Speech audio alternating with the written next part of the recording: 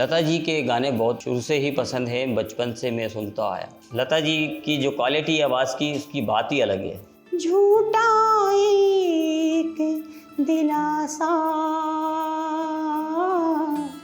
फिर भी मेरा मन प्यासा।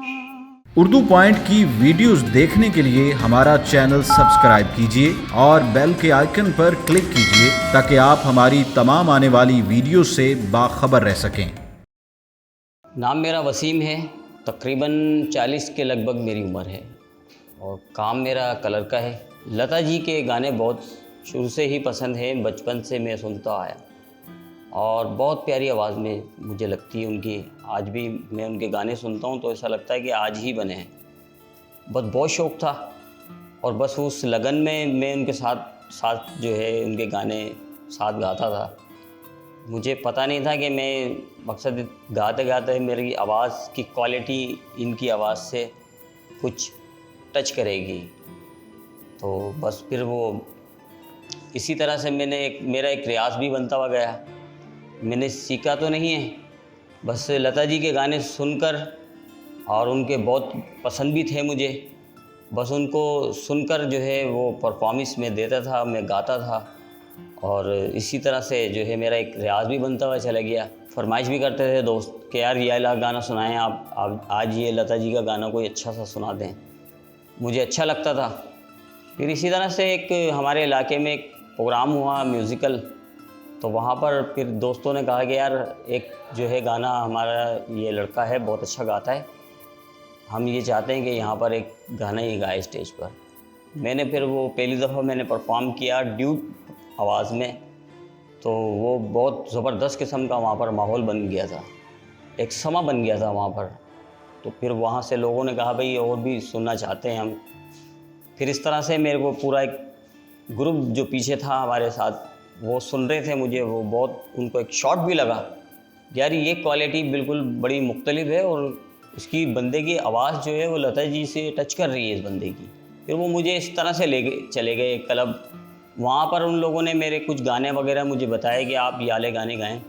मैंने जब उनके साथ परफॉर्म किया पहली दफ़ा, वो मुझे शो में लेकर गए। जब मैंने परफॉर्म किया तो वहाँ से पब्लिक की तरफ से बड़ा ज़बरदस्त किस्म का रिस्पॉन्स मिला मुझे।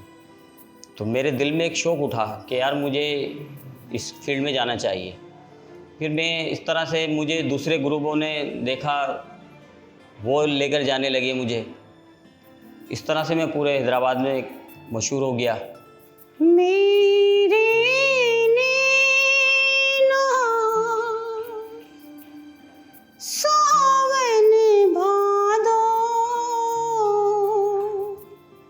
फिर भी मेरा मन प्यासा, फिर भी मेरा मन प्यासा। मेरे नैना सावन भादो फिर भी मेरा मन प्यासा, फिर भी मेरा मन प्यासा। हो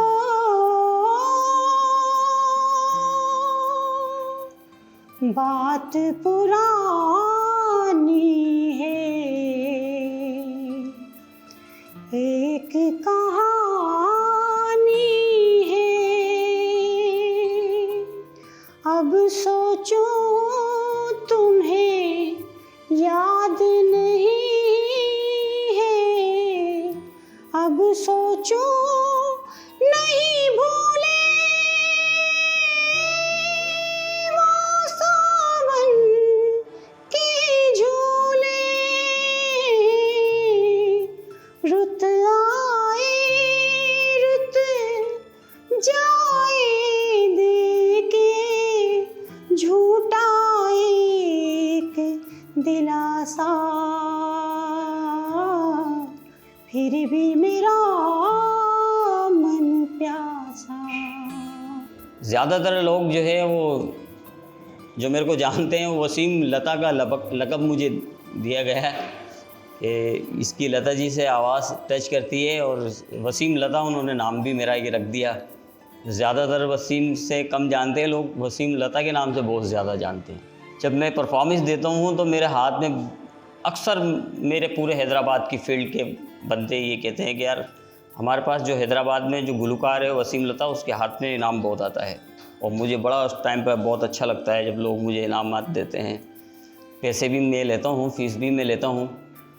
हैदराबाद में मैं तकरीबन 8,000 रुपये, 7,000, 8,000, 10,000 की रेंज में मैं पैसे लेता हूँ। हैदराबाद में भी कम शो करता हूँ और अच्छे कोशिश करता हूँ कि अच्छे से अच्छा परफॉर्म करूँ उधर। लता जी के तकरीबन सारे गाने मुझे बहुत अच्छे लगते हैं।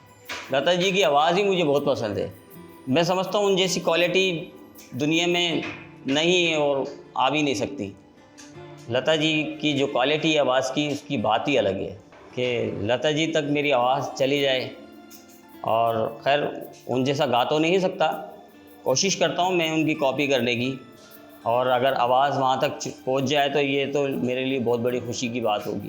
ताल्लुकात मेरे जो है ताल्लुक़ गरीब घराने से रहा है, तो इतने कोई मतलब बैलेंस नहीं होता पीछे कि मैं कुछ अपने गाने कर लूँ या अपनी कोई कैसेट बना लूँ या किसी से ऐसे रब्ता करूँ कि मैं कोई अपनी कैसेट बनाना चाहता हूँ या गाने बनाना चाहता हूँ। अगर ये अल्लाह ने कभी मौका ऐसा दिया तो ये तो दिल में मेरे ख्वाहिश है।